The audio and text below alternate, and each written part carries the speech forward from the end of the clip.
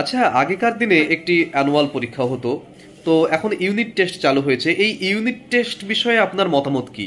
এই প্রশ্ন যদি আপনাকে ইন্টারভিউ করা হয়, আপনার উত্তর কি হবে? স্যার, আমার মতে ইউনিট টেস্ট অত্যন্ত প্রয়োজনীয়, কারণ এটি ছাত্রদের ধারাবাহিক মূল্যায়নের একটি গুরুত্বপূর্ণ অংশ। বছরে একবার ফাইনাল পরীক্ষার বদলে ইউনিট টেস্টের মাধ্যমে ছাত্রদের নিয়মিত অগ্রগতি ও দুর্বল দিকগুলো খুব সুন্দর করে জানা যায়। শিক্ষক সহজেই বুঝতে পারেন কোন ছাত্র কোন অংশে পিছিয়ে আছেন, কোন ছাত্রের কোন বিষয়ে একটু বেশি যত্ন করবার দরকার। এটাকে বিচার করে সময় মতো রিমেডিয়াল টিচিংও করা যায়। এছাড়া এটি ছাত্রদের মধ্যে নিয়মিত পড়াশোনার অভ্যাস এবং দায়িত্ববোধও তৈরি করে। তাই আমি মনে করি যে একটি বার্ষিক পরীক্ষার বদলে ইউনিট টেস্ট অনেক অনেক বেশি তাৎপর্যপূর্ণ এবং পড়াশোনার ক্ষেত্রে অপরিহার্য। আচ্ছা, এবার একটি প্রশ্ন। কুসংস্কার, আপনি কুসংস্কার দূরীকরণের জন্য বা ছাত্রদের মধ্যে থেকে কুসংস্কারকে ছেঁটে ফেলবার জন্য শিক্ষক হিসেবে কি কি স্টেপ নিতে পারেন? উত্তর কেমন হবে? স্যার, কুসংস্কার কিন্তু সাধারণত অজ্ঞতা থেকে বা শিক্ষার অভাব থেকে জন্ম নেয়। প্রথমেই আমি শিক্ষা ও সচেতনতার মাধ্যমে কুসংস্কার দূর করবার চেষ্টা করব। ছাত্রদের বাস্তব জ্ঞান, বিজ্ঞান মনস্কতা, যুক্তিবাদী চিন্তাধারা গড়ে তুলবার চেষ্টা করব। এটা কিন্তু একদিনে হয় না স্যার, এটা আমি প্রথম থেকে একদম গোড়া থেকে বাচ্চাদের মধ্যে ঢুকিয়ে দেওয়ার চেষ্টা করব। ক্লাসে উদাহরণ দিয়ে, গল্প দিয়ে, বাস্তব ঘটনা দিয়ে বোঝানোর চেষ্টা করব যে অন্ধবিশ্বাসের কোনো বৈজ্ঞানিক ভিত্তি নেই। এছাড়া স্কুলে বিজ্ঞান মেলা, পোস্টার প্রদর্শনী, নাটক, আলোচনা সভা ইত্যাদি আয়োজনের মাধ্যমে আমি সমাজ সচেতনতা বাড়ানোর চেষ্টা করব। স্যার, আমি বিশ্বাস করি শিক্ষকের সচেতন প্রয়াসে সমাজ থেকে এই কুসংস্কার দূর করা সম্ভব, কিন্তু সেটা একদিনে নয় স্যার।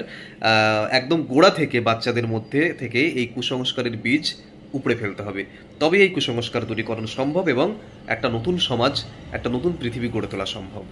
ওকে। আচ্ছা, শখ যাদের বাগান পরিচর্যা বা গার্ডেনিং, তাদের কি কি কাউন্টার প্রশ্ন হতে পারে এই নিয়ে অনেক কমেন্ট আসছে, তো সেটি আজকে ক্লিয়ার করব।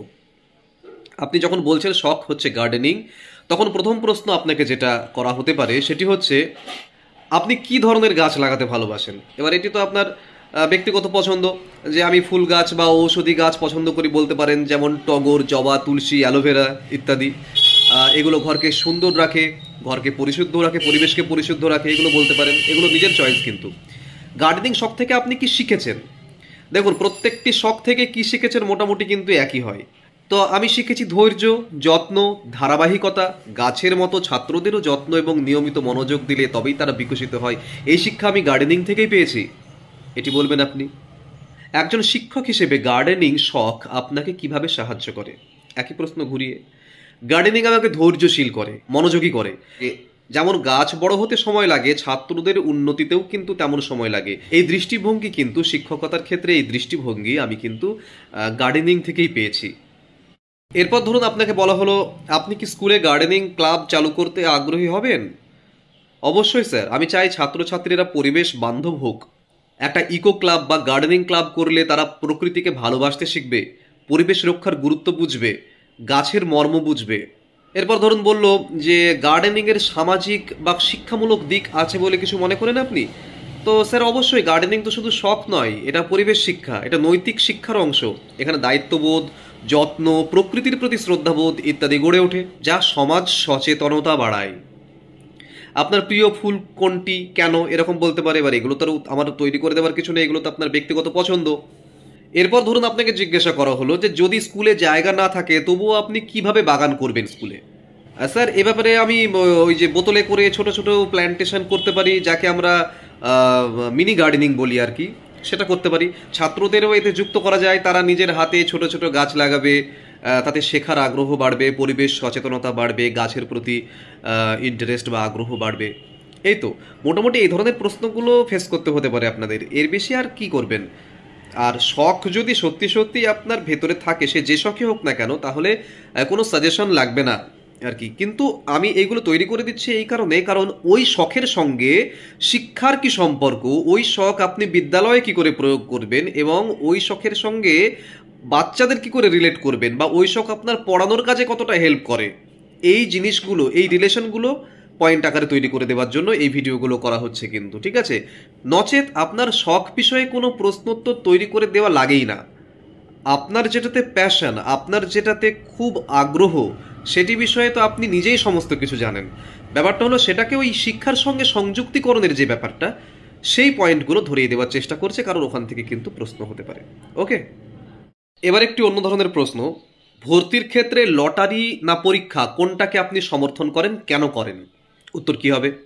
স্যার, আমি মনে করি লটারি ও পরীক্ষা এই দুই পদ্ধতিরই নিজস্ব কিছু সুবিধাও রয়েছে, কিছু সীমাবদ্ধতাও রয়েছে। আপনাকে কিন্তু এই দুটোই বলতে হবে। দুই পদ্ধতির ব্যবহার নির্ভর করা উচিত স্তর এবং প্রেক্ষাপটের উপর নির্ভর করে। কিরকম? লটারির মাধ্যমে ভর্তি পদ্ধতি মূলত সমান সুযোগ দেওয়ার একটা প্রয়াস। এতে সামাজিক বা আর্থিক পার্থক্য কমে যায়, প্রত্যেক ছাত্রছাত্রী সমান সুযোগ পায়।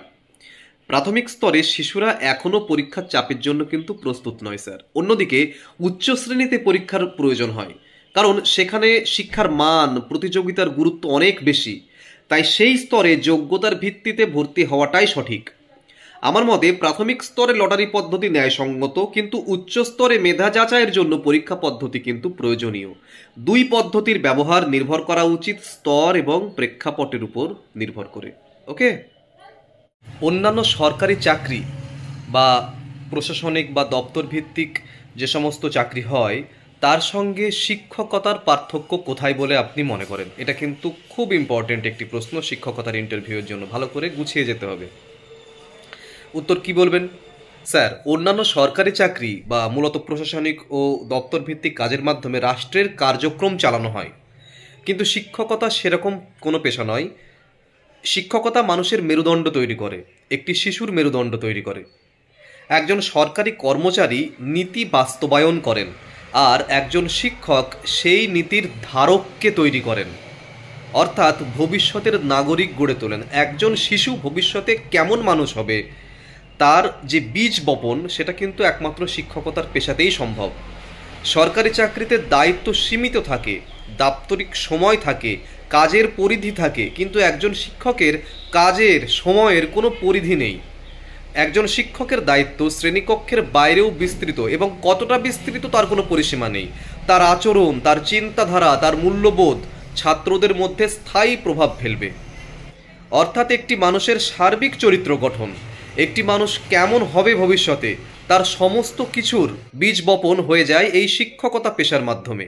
তাই শিক্ষকতা শুধু পাস ফেলের মধ্যে তো সীমাবদ্ধ নেই। একজন শিক্ষক একজন মানুষের জীবনে স্থায়ী প্রভাব ফেলে, যেটি কিন্তু অন্য কোনো পেশায় আমরা দেখতে পাই না। শিক্ষকতা এমন একটি পেশা যে আজকে আমি একটি বাচ্চার মধ্যে যে বীজ বপন করব, আজকে থেকে 20 বছর 25 বছর পরেও হঠাৎ করে রাস্তায় দেখা হলে কিন্তু সে আমাকে প্রণাম করে আমাকে বলবে যে স্যার মনে আছে সেই যে বলেছিলেন সেই কথাটা আজকে থেকে 25 বছর আগে, সেটি আমার এখনও মনে আছে। তার মানে সেই শিশুটি যখন বড় হয়ে একজন ব্যক্তি হয়ে উঠেছেন, তার সামগ্রিক জীবনে কিন্তু আমি প্রভাব ফেলতে পেরেছি। এটা কিন্তু একমাত্র শিক্ষকতাতেই সম্ভব হয়। সুতরাং শিক্ষকতা অন্যান্য পেশার মতো শুধুই একটি পেশা নয়, এটি এক ধরনের সামাজিক দায়িত্ব, এটি এক ধরনের নৈতিক প্রতিশ্রুতি।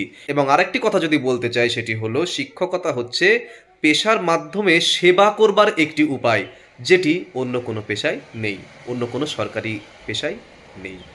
ওকে, এটি হবে আপনার উত্তর।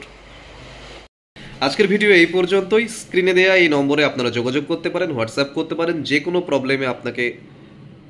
প্রবলেমে আপনারা হোয়াটসঅ্যাপ করতে পারেন, কোনো অসুবিধা নেই। আজকের ভিডিও এই পর্যন্তই। যে কোনো প্রয়োজনে স্ক্রিনে দেয়া এই নম্বরে আপনারা যোগাযোগ করতে পারেন, হোয়াটসঅ্যাপ করতে পারেন।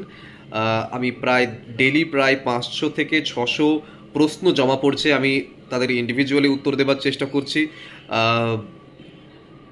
যেগুলো খুব ইম্পর্টেন্ট সেগুলো নিয়ে আমি ভিডিও বানাচ্ছি। পাশে আছি, কোনো অসুবিধা নেই। তোমরাও পাশে থাকো, আপনারাও পাশে থাকুন। দেখা হচ্ছে খুব তাড়াতাড়ি পরের ভিডিওতে। টাটা।